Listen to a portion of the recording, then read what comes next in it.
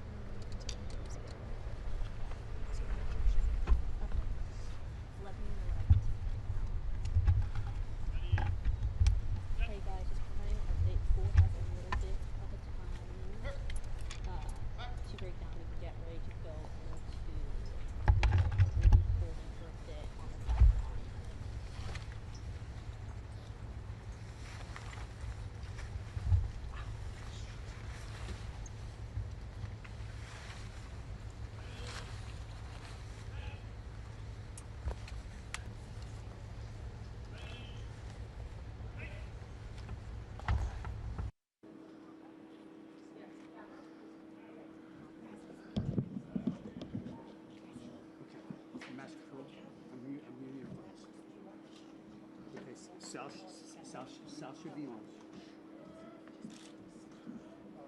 You can stay here if you want.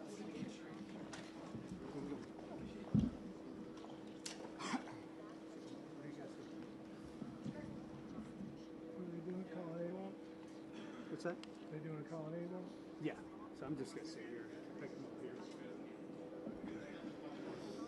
I'm gonna come in front of you so I can catch a little bit of that. What's that? I'm gonna come right here so I can catch a little bit of that. Yeah, that's fine. And then when you back up when he gets that way? Sure.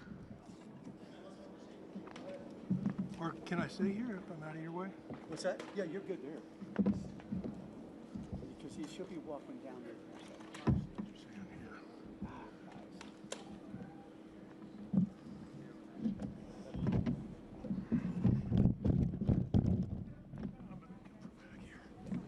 What's that? I know I'm it's just trying to. no matter what you're damned if you go out there. Just want to come up closer.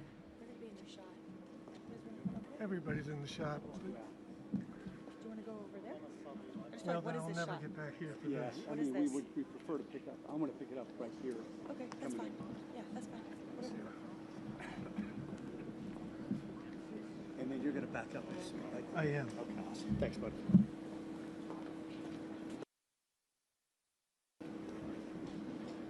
Yes. There they are. Well, no. Yes. Oh, it was, but it's Caroline, I think.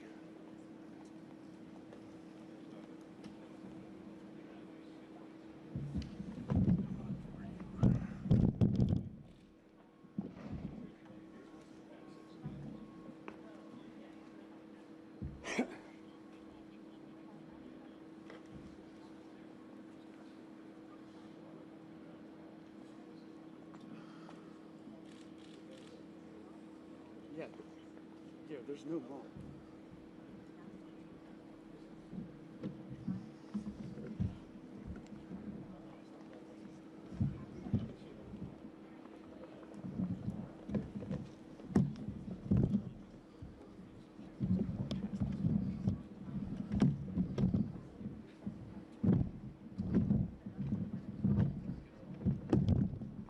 It's a standard. It's a standard. Standard by that. Don't hold.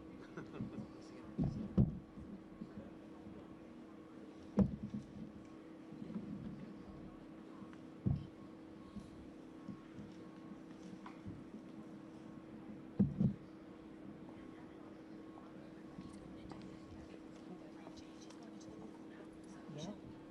Not, yeah, he's going to walk down. Yeah. Right. Not me, yeah. Yeah. Are you saying they're not gonna stop? They're probably not stopping here. We could just stop.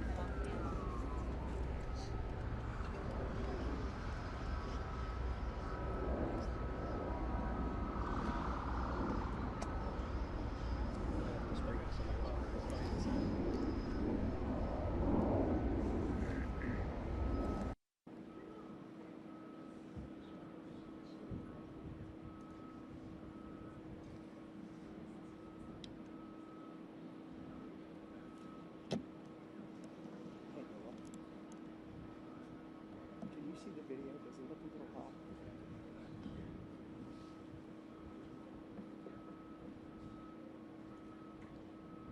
Me too.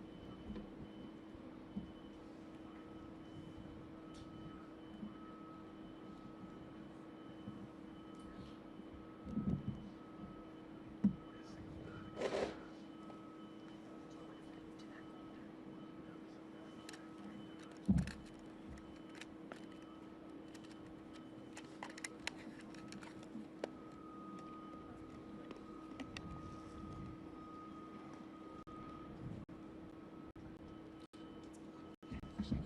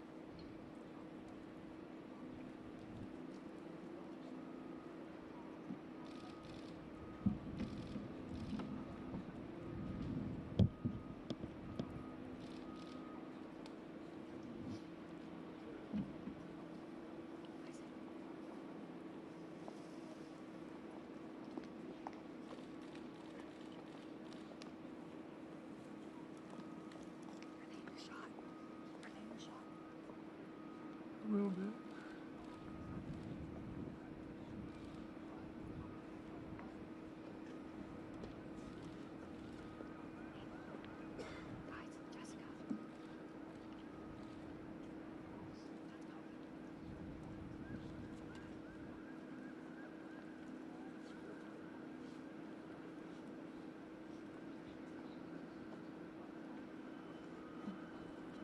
Yeah, she's in my shot.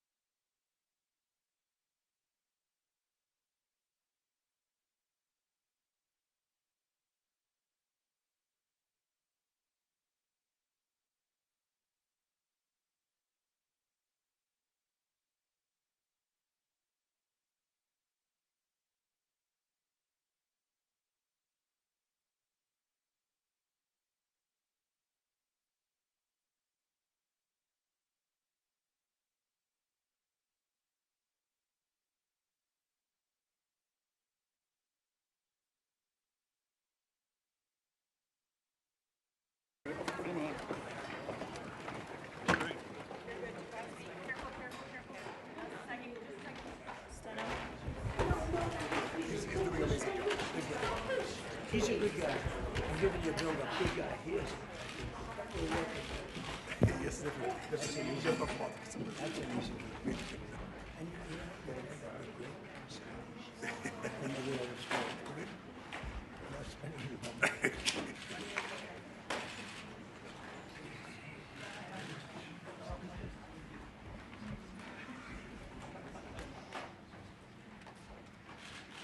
Well, thank you very much, everybody. We have a extremely respected man in the Oval Office today, and a friend of mine for a long time, a very good friend of mine. And I'm very proud of the job he's done. What he's done is incredible in terms of human rights and everything else. And he's the Crown Prince, the future king, and I just want to pay my greatest respect to your father, King, who is an amazing man. I met him early on. He greeted me at the airport at an age that was pretty high up there, and it was about 117 degrees, and he was standing on the red carpet as I came out of the plane. And he's amazing. And when I met his brilliant son, it was at the Oval Office. Shortly thereafter, you came in representing the country, and I called the father. I said, "This guy is fantastic." And I don't know if that helped you or hurt you, but obviously it couldn't have hurt too much, because here you are, right? So we had a great meeting, and the office has changed quite a bit, and we inherited a mess. You actually told me you thought the country was in big trouble. I'm not going to use the exact word that you use. I refuse to say that you thought our country was dead a year and a half, 2 years ago, but our country was in trouble, and now we have the hottest country in the world. You said that also. And we do. We have the United States is right now the hottest country in the world. And between the tariffs and the election, November 5th election, we've done things that nobody can believe. $21 trillion will be the amount invested in the United States or committed to invest in 1 year. So I'm here 9 months. We're up to almost $18 trillion. Biden, as an example, the Biden administration, if you call it that, it's not, to me, it was the Biden lack of administration. They were less than $1 trillion for 4 years. We're going to be $21 trillion for 1 year. I think that's hard to believe. The biggest in history was a certain country, $3 trillion. We're going to be $21 trillion. On top of that, prices are coming down. We inherited a mess with high prices. The worst inflation in the history of our country. We had inflation that was a single 4 years, the worst inflation in the history of the United States. Gas prices through the roof, and that's after destroying our petroleum reserve, which was meant for wars and big emergencies, not to try and win an election. They opened up the reserve so that people get $3 less in gasoline, and it didn't work. They got about 3 cents less, because as big as those reserves are, they're peanuts when you're talking about that kind of traffic. And we're rebuilding the reserves. We're doing all of this, and we've done a job. We're also bringing down prices very substantially, and we've already brought them down very, very substantially. Gasoline is way down. I think you'll be seeing $2 gasoline, but we're now at $2.50, $2.45. Some are lower than that. It was $4.50, $5, $6, $3.50, $3.75. Under Biden, all different numbers, but way high. And we have energy way down. But the biggest thing to me, because I know what it means in jobs, is the fact that we're at over $17 trillion, Scott, and we expect to be around $21 trillion in 1 year. And that's many times bigger than in history. The highest number was $3 trillion. And we're going to be at $21 trillion. That means new plants, new AI, new auto plants. We have auto plants coming in from Canada, from Mexico, from Germany, from Japan. Toyota just agreed to invest $10 billion on new auto plants, all American workers. We've never been in a position like this. You can go back to the beginning. Our country has never been in a position like this. And it really is because of the fact that we use tariffs to bring all this money in. And you're going to see the results in a year when these plants start to open up. We have more plants under construction now than at any time in the history of our country. And these are big plants. These are the biggest plants anywhere in the world. And I want to thank you because you've agreed to invest $600 billion into the United States. And because he's my friend, he might make it $1 trillion, but I'm going to have to work on him. But it's 600. We can count on 600 billion, but that number could go up a little bit higher, yes, or I don't know. We'll see. But we appreciate it very much. So Saudi is going to be investing at least $600 billion, and that means investments in plants, in companies, money on Wall Street, and what it really means for everybody that really counts is jobs, a lot of jobs. We have a lot of jobs. So I just want to thank you. We've been really good friends for a long period of time. We've always been on the same side of every issue. I think we've done a great job in wiping out the nuclear capacity of Iran. Nobody else could have done that. No other president would have done it. We had the pilots in the Oval Office right here. We were celebrating a very successful attack. So I had them in with that beautiful B-2 bomber that's over there. And they said, sir, for 22 years, we practiced this attack. Our predecessors, these were very young guys, so 22 years, they said our predecessors and us practiced the attack on Iran, but no president ever gave us the go-ahead. 3 times a year they went out and they practiced the attack. Nobody let us do it until you came along, and I let them do it because it was the right thing to do. You can't have a nuclear Iran. And so we put you in a very good position. But I just want to say it's an honor to be your friend, and it's an honor that you're here. And if you'd like to say a few words, but thank you very much. Well, thank you, Mr. President. This relation has been a relation for about 9 decades, and we've been working together for a long time. But today it's a very important time in our history because there is also a lot of things that we're working on in the future. We believe in the future of the United States of America. We believe in what you're doing, Mr. President, really creating a lot of good things and good foundation to create more economic growth, more business in America. And it will also your work for the world peace. I believe, Mr. President, today and tomorrow we're going to announce that we are going to increase that $600 billion to almost $1 trillion of investment, real investment and real opportunity by details in many areas. And the agreement that we are signing today in many areas in technology, in AI, in rare earth materials, magnet, etc., that will create a lot of investment opportunities. So you are doing that now. You're saying to me now that the $600 billion will be $1 trillion. Definitely, because what we are signing, it will facilitate that, and we I like will that build very on much. it. Go ahead. He works hard. No, that's great. I appreciate that. That's great. We're doing numbers that nobody's ever done. And in all fairness, if you didn't see potential in the U.S., you wouldn't be doing that. Definitely. You don't want to lose money. As you said, Mr. President, it's the most hottest country in the planet. But what you're creating is not about opportunity today. It's about also long-term opportunity in the United States of America that will affect American economy positively in the next coming decades. Preparing the right foundation of emerging technologies, that's a game changer for America in a good way, and we want to be part of it. Yeah, we're doing really well. And this, you don't see what we're doing so much because we have, although the construction industry sees it.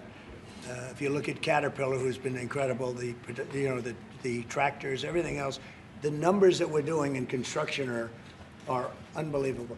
Some of the plants that we're building, AI, and they're building their own electric with the plant. I gave them the right to build their own electric with the plant because no country, frankly, will have this. China's working very hard to produce enough electric, but we're beating China substantially at AI, which is a big thing.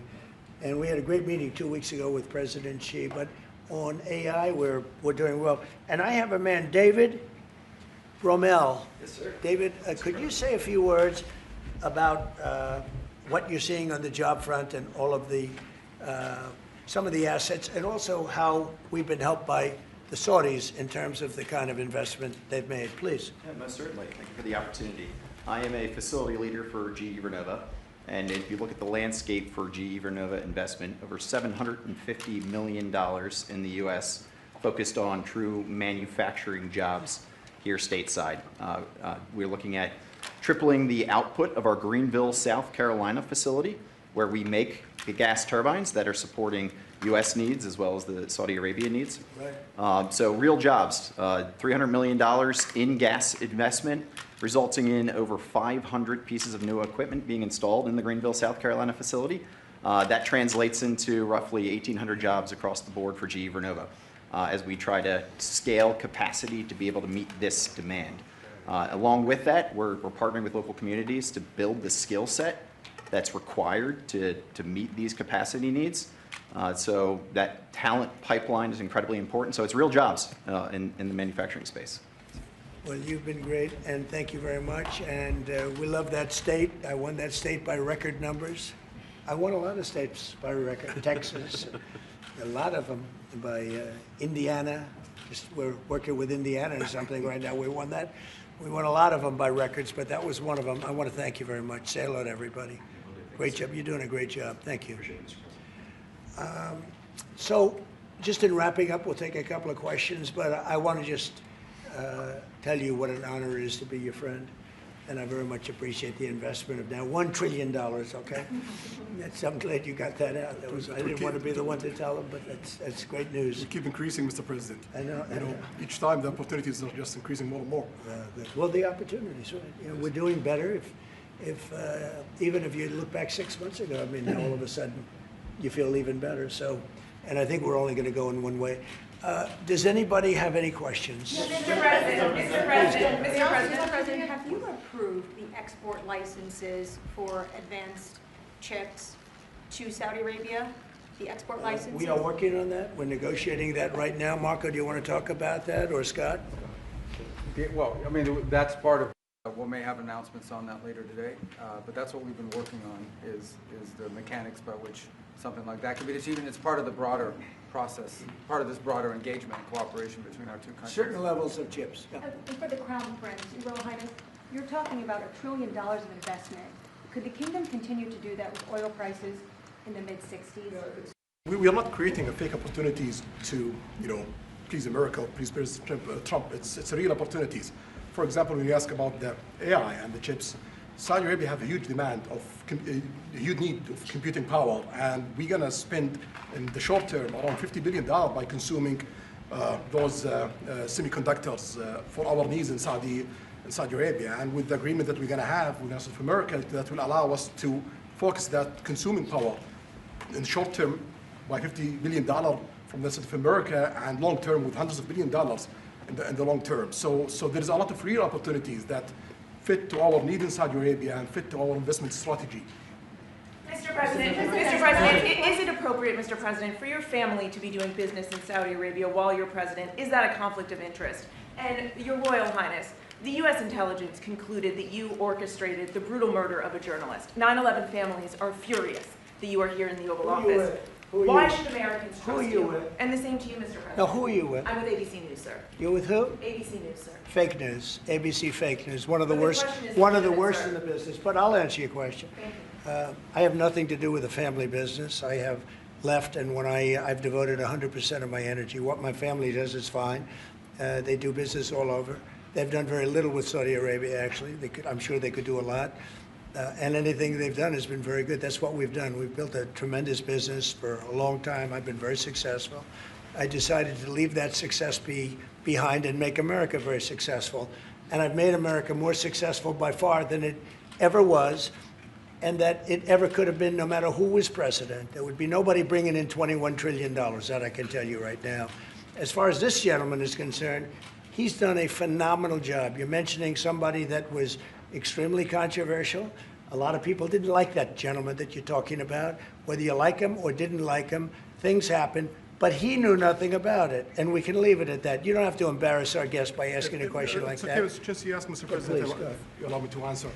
I feel painful about, the families of 9/11 in America, but, we have to focus on reality. Reality based on CIA documents and based on a lot of documents that Osama bin Laden, he used Saudi people in that event for one main purpose, is to destroy this relation, to destroy the American-Saudi relation. That's the purpose of 9/11. So whoever buying that means they are helping Osama bin Laden's purpose of destroying this relation. He knows that strong relation between America and Saudi Arabia, it's bad for extremism, it's bad for terrorism. And we have to approve him wrong and to build our relation, continue developing our relation. It's critical in the safety of the world. It's critical against extremism and terrorism. About the journalists, it's really painful to hear, anyone that been losing his life for, no real purpose or not in a legal way. And it's been painful for us in Saudi Arabia. We've did all the right steps of investigation, etc. in Saudi Arabia, and we've improved our system to be sure that nothing happened like that. And it's painful and it's a huge mistake, and we are doing our best that this doesn't happen again. Mr. President, Thank you, Mr. President. The Crown Prince has been instrumental in helping lifting the sanctions on Syria. Will there be any joint investment between the U.S. and Syria? And will you visit Damascus? Are you from Syria? No, but Where are you from? I'm from Palestine. Oh, you're making a lot of progress, huh? Very good. Well, they like me. The Palestinians like me. The Palestinians are doing very well, actually. I think we're working very closely with a lot of people to make everybody happy, including Israel, the Palestinians, and everybody. That's very interesting. No, I think that I will tell you, the Crown Prince called me, and he specifically asked me if I would lift the sanctions on Syria, because he wants to see Syria make it. As you know, the leader of Syria was just here, and we had a great meeting, and he's a strong guy, and I guess you need a strong person to run it. And I think Syria's made tremendous progress. And we did lift the sanctions at the request of the Crown Prince. Also, the president of Turkey, Erdogan, called me specifically. He said, if you don't lift the sanctions, Syria doesn't have a chance. If you do, they have a very good chance. And between the two of them and some others, I lifted the sanctions. And the results so far have been pretty good. Mr. President, can I ask you a question about the F-35s that are being sold to Saudi Arabia? Are these the same ones that are being used by the Israeli military? And if so, how does that allow for the qualitative military edge for Israel? And then I want to ask you, because you brought up the plight of the Palestinians, are you aware of relocation flights to South Africa that are taking place right now? Which flights? There are relocation flights that are taking place. Some Palestinians are being charged up to $2,000 a seat. I'm not going to South Africa for the G20 because I think their policies on the extermination of people are unacceptable. So I'm not going, so I won't refer to anything having to do with South Africa. South Africa has behaved extremely badly. But I will say that when you look at the F-35 and you're asking me, is it the same? I think it's going to be pretty similar, yeah. How will that This affect? is a great ally, and Israel's a great ally. And I know they'd like you to get planes of reduced caliber. I don't think that makes you too happy. They've been a great ally. Israel's been a great ally.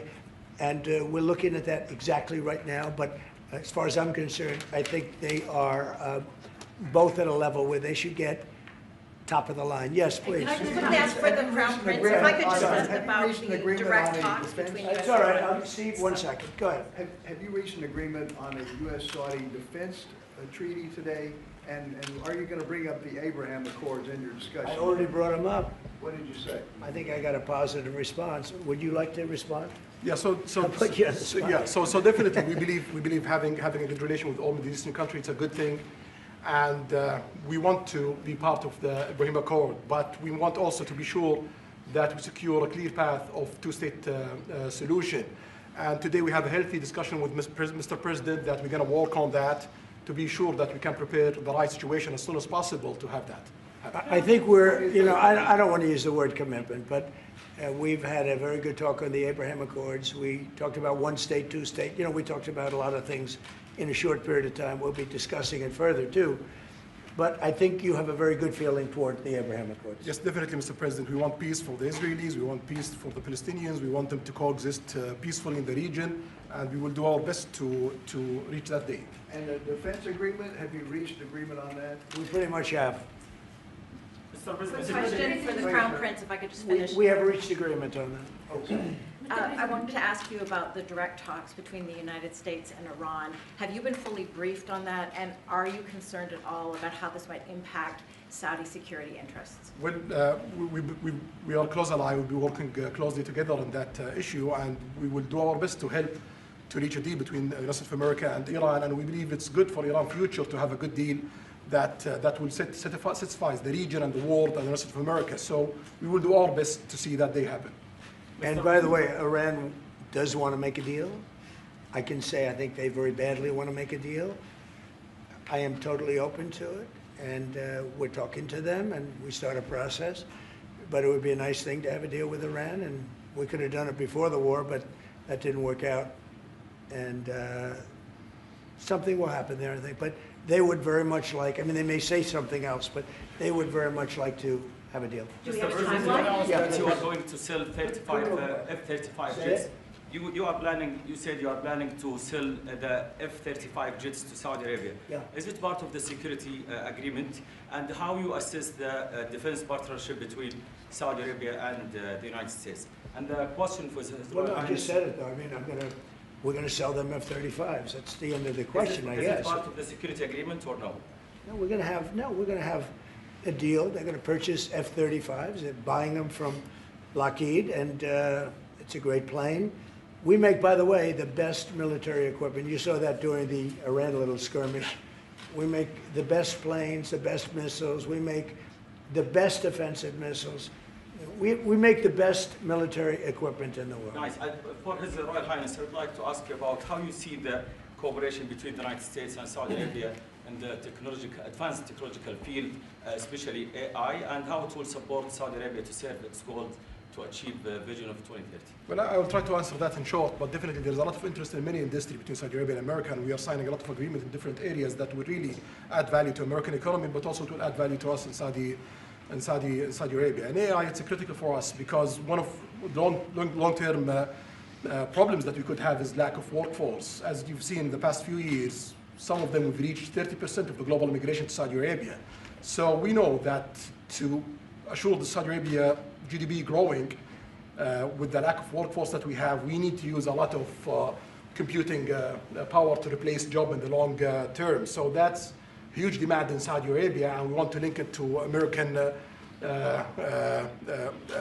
private sectors and getting the supply from America. So there's a lot of opportunities in that area. And we're also involved in AI in Saudi Arabia. So we're working, and we're leading by a lot on AI. Actually a lot. China would be in second place, but we're leading by a lot. And I have to say this, and our relationship with China has been very good. And as far as buying our farm products, they're pretty much on schedule, Scott. I'd like you to call them, say if they could speed it up, it would be good. Okay, but they're pretty much on schedule. I'm sorry, Lydia, please. If I may, I have a question for both the Crown Prince and Who are you? Faisal Abbas from Arab News, Saudi Arabia, Your Excellency. It should be a friendly question. Your Royal Highness, just picking up on something you just mentioned about how some people try to destroy the relationship between Saudi Arabia and the United States. Perhaps, since the launch of the vision, we've been used to having the bigger picture and that everything fits into the bigger picture. Might you want to elaborate a little bit about where is the relationship, the bilateral relationship, the strategic partnership between Saudi Arabia and the United States heading, and what's the big picture there? Well, I don't think it's a relation that we can replace it from the Saudi side or the American side. It's a critical relationship for our political attempt, for our economical attempt, for our security, for our military, for many things. And it has been there for 9 decades, and the opportunities that we have today, it's huge, and it seems that it's going to get deeper in the next few decades. And what we are having today and tomorrow with President Trump, it's really a huge new chapter on this relation that will add value to both of us. When you think about it, I'm just sitting here. You're with the future king, a man who's respected by everybody, a man that doesn't have to be doing this, really. I don't have to be doing it either. And yet we're sitting here taking questions, we didn't say, oh, you can't talk about this.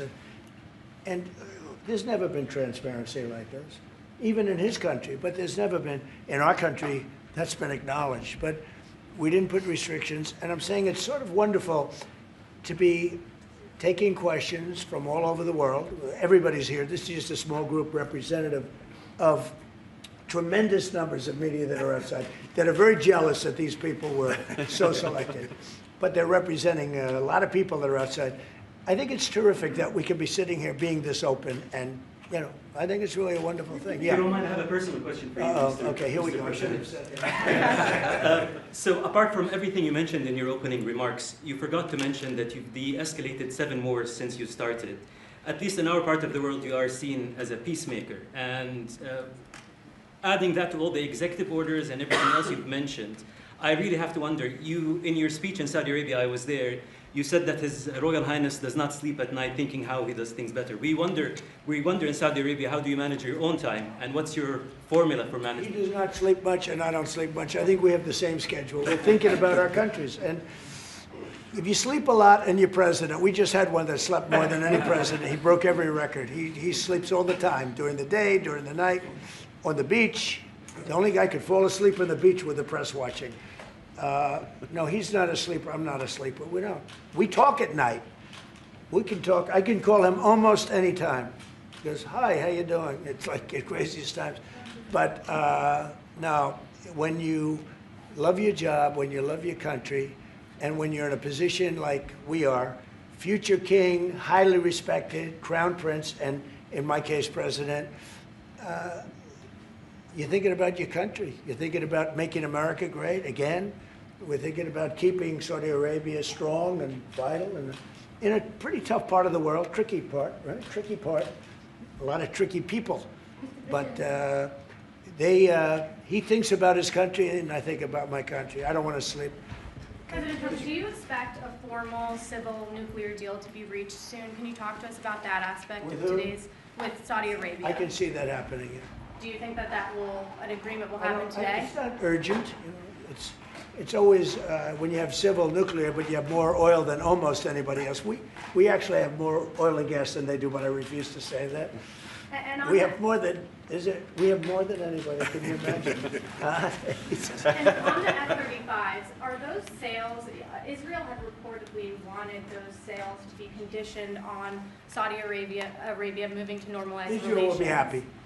Israel is going to be happy. Israel's aware, and they're going to be very happy. Okay? Yeah, please. Hello. Hi, hello. My name is Amanda Hazani from Sharq al-Awsat newspaper, from Riyadh, of course. I have a question for the Crown Prince and for you, Mr. President. Crown Prince of Saudi Arabia, how much you expected from developing the cooperation with the United States in the field of new energy, AI, supply chain? How much you expected from that? No limit. We just continue pushing forward. There's no limit. So we just push forward for all the opportunities that we have. You have to understand, this is really a great ally. Yeah. Just the fact that they're now doing, I came in here at 6, I did not know that. I was pushing for the 1 trillion, but he didn't tell me that. Now he told me. This is a great ally of ours. You know, when you invest $1 trillion, that's national security for us too, because it creates jobs, it creates a lot of things. And I would say, Scott, right, when you hear one country is putting $1 trillion into the United States, that creates national security. And, you know, I think that they don't have to say that, but I think a big part of that is also the fact that tariffs are in play. But even beyond tariffs, that's a real ally that will do that. Creates a lot of power for the United States. We are also in Saudi Arabia very happy because this much of Saudi money is functioned here, and of course it's come back for us for benefits. So it's complementary interest. So this is the I think what's different the friends and ally do. Well, look, I love the country of Saudi Arabia. I know the people very well. The level of treatment that we go when we go to Saudi Arabia is something that is incredible. And the people like us, and I think they really like America, especially when I'm president. I mean, I don't think they liked America so much maybe for 4 years recently. I think Obama treated Saudi Arabia very, very badly, as you know. And I think Biden didn't have any idea where the hell he was. I don't think Biden knew the difference. How would you describe the future relationship with Saudi Arabia? I mean, from the strategic aspects, how would you describe that? Say the relationship is with? Yeah, a little bit of economic. I would say politics, top of the and line. relationship. It's as good as it can. I don't think it can get much better. We have a country that trusts us, and that's why they make that investment. If they didn't trust us, they couldn't make that investment. And we trust them. They've been very reliable. Now I rebuilt our military in my first term, and we spent trillions of dollars, and we gave away some of it in Afghanistan stupidly because we had stupid people running our country. But we gave away, but that's as much as it was. It's a tiny fraction of what we put here, and we're bringing our military to a new level, the highest level ever. We have those plants are going out, and again, it's all American jobs and everything, so it's good for a lot of reasons. But as far as Saudi is concerned, no, I don't think our relationship could be better. I don't think they had a great relationship under Biden, and I don't think they had a great relationship under Obama. But they have a great relationship under Trump. When we did the Presidential Walk of Fame, you saw that, right? And we're walking, and I asked the Crown Prince, so outside of Trump, because I blow everyone away, who was the best president for Saudi Arabia? And you could maybe, it's an interesting answer, I don't know. Roosevelt, who started it, which is a Democrat. And Reagan, he's one of the historical presidents that have close ties with Saudi Arabia. But we've worked with all presidents. Does Trump blow them all away? No, it's another league, Mr. President. Mr. President, and Trump doesn't give a fist pump. I grabbed that hand. I don't give a hell where that hand's been. I grabbed that hand. Remember Biden? He travels for 20 hours, gets out, and he gives a fist bump. No. When you get out of the plane and you got the future king and the man who's one of the most respected people in the world, you shake his hand. You don't give him a fist pump, right? We don't want to ask you about that, but I can't imagine you were thrilled. You were like a little bit surprised. He's a fantastic guy. You don't do that. Yeah, please. we're getting closer to the end of the year. Have you started the interviews for the Fed chair? Yes. Who have you interviewed? I think I already know my choice. Who is it? Well, I liked him, but he's not going to take the job. He refused. You like Treasury better, right?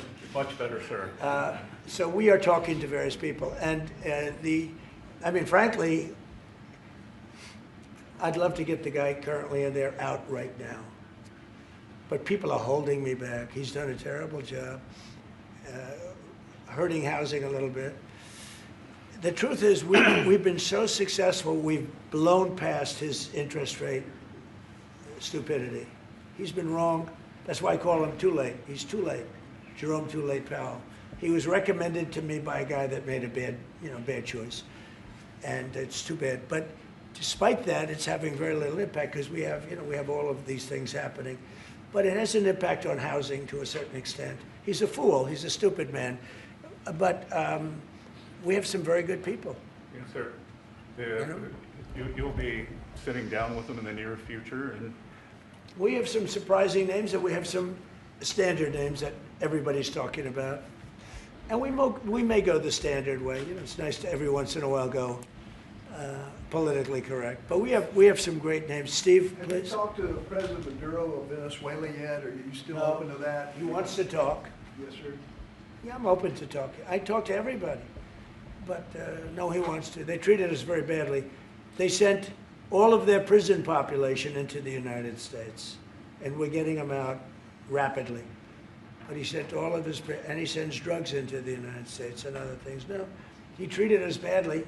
He was dealing with a bad president, and he was able to get away. We have now, I think we have the strongest borders anywhere in the world. Nobody's coming in unless they come in legally. We're taking very weak borders where millions of people came in. For the last 6 months, I don't do these reports. They say 0 people have been able to come in. Is that pretty good? I don't know. Mr. President, why wait for Congress to release the Epstein files? Why not just do it now? You know, it's not the question that I mind, it's your attitude. I think you are a terrible reporter. It's the way you ask these questions. You start off with a man who's highly respected, asking him a horrible, insubordinate, and just a terrible question. And you could even ask that same exact question nicely. You're all psyched up. Somebody psychs you over at ABC. They're going to psych it. You're a terrible person and a terrible reporter. As far as the Epstein files is, I have nothing to do with Jeffrey Epstein. I threw him out of my club many years ago because I thought he was a sick pervert. And I guess I turned out to be right. But you know who does have? Bill Clinton, Larry Summers, who ran Harvard, was with him every single night, every single weekend. They lived together. They went to his island many times. I never did. Andrew Weissman, I hear. All these guys were friends of his. You don't even talk about those people. You just keep going on the Epstein files. And what the Epstein is a Democrat hoax to try and get me not to be able to talk about the $21 trillion that I talked about today. It's a hoax. Now, I just got a little report, and I put it in my pocket, of all the money that he's given to Democrats. He gave me none, zero, no money to me. But he gave money to Democrats. And people are wise to your hoax. And ABC's, your company, your crappy company, is one of the perpetrators. And I'll tell you something. I'll tell you something. So why not just sign it now? I think the license should be taken away from ABC because your news is so fake and it's so wrong. And we have a great commissioner, the chairman, who should look at that, because I think when you come in and when you're 97% negative to Trump and then Trump wins the election in a landslide, that means obviously your news is not credible and you're not credible as a reporter. So I've answered your question. You should go and look at the Democrats who received money from Epstein, who spent their time. Larry Summers was with him all the time. That creep, the fund guy, was with him all the time. What's his name? Who? Reid Hoffman. I don't know Reid Hoffman, but I know he spends a lot of money on the radical left. Reid Hoffman, in my opinion, should be under investigation. He's a sleazebag. And those are the people, but they don't get any press, they don't get any news, and you're not after the radical left because you're a radical left network. But I think the way you ask a question with the anger and the meanness is terrible. You ought to go back and learn how to be a reporter. No more questions from you. Who else has a question? Prince, very quickly, I want to ask you, how much money is Saudi Arabia giving for Gaza reconstruction? We are in discussion about that. Still, there is no amount being It'll be a lot. named, but we will definitely help. Yeah, he's going to, it's very important to him. And a quick follow-up, the International Security Force, given your pledge there would be no U.S. boots on the ground, what is the U.S. role going to be in that?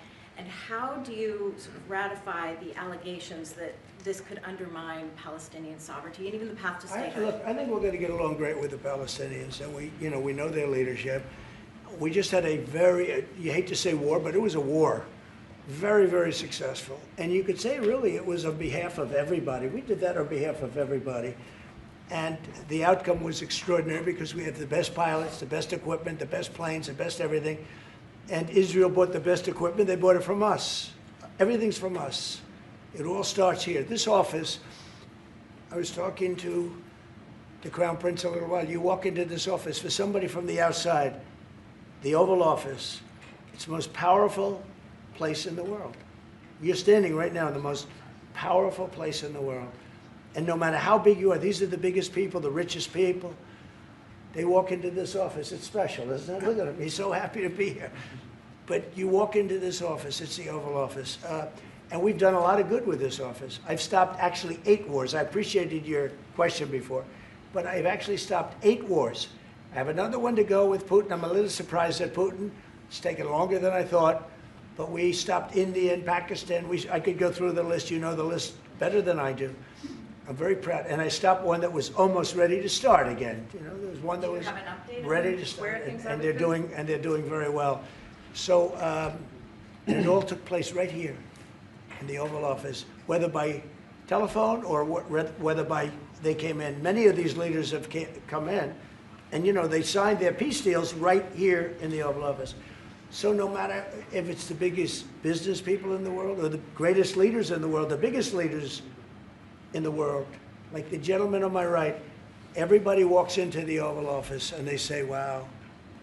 And now, by the way, the Oval Office is in the kind of condition that it should be in. Whether you look at the walk or the marble floors or anything down the road, we're fixing the White House. We're building one of the greatest ballrooms ever to be built. You know, we have an event tonight, and we're going to have about 118 people because we have a very small room. For 150 years, they've wanted a ballroom, and now you're going to get a great ballroom. And I have to say, I probably made a lot of enemies because in your honor, we're having a dinner tonight, a beautiful dinner tonight, and we have a very small room, right? It's called the East Room, and it's beautiful, it's lovely, but it's like for a little cocktail before you go into a ballroom. It's a very small room. They've wanted a new ballroom for 150 years. We could have sold the big ballroom out 3 times in honor of this gentleman. So I made a lot of enemies because I have a lot of people that are invited tonight or are unable to come because of the size constraint. But you know what we'll do before I leave office? We'll have another dinner because we'll have it ready long before I leave office, and it's going to be beautiful. You know, it's a very popular thing what we're doing. And by the way, no government funds. It's all put up private money, all private money.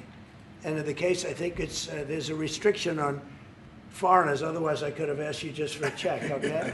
But there's a restriction. These are all private individuals that put up a lot of money to build the ballroom. Not one penny is being used from the federal government. So it's really a nice thing. But I look forward to it. I just pointed it out. If this would be a perfect night to have that ballroom open, Susie. If we had that open, we'd have a lot of people very happy. Right now we have a lot of unhappy people because they all want to be with us tonight to honor this great man. Thank you all very much. Thank you. Thank you.